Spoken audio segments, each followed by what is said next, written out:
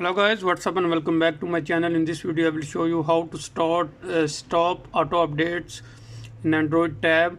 First of all, in any Android tab, open your Play Store, and in the Play Store click on your this icon of the email, and then scroll it little bit down and click on the settings.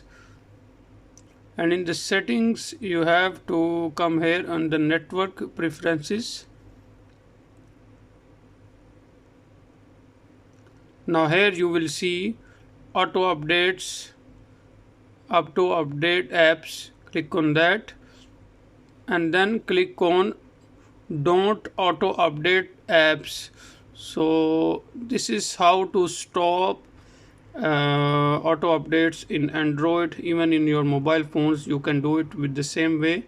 So that's all for now. Thank you for watching, and don't forget to subscribe Dr. Mobo.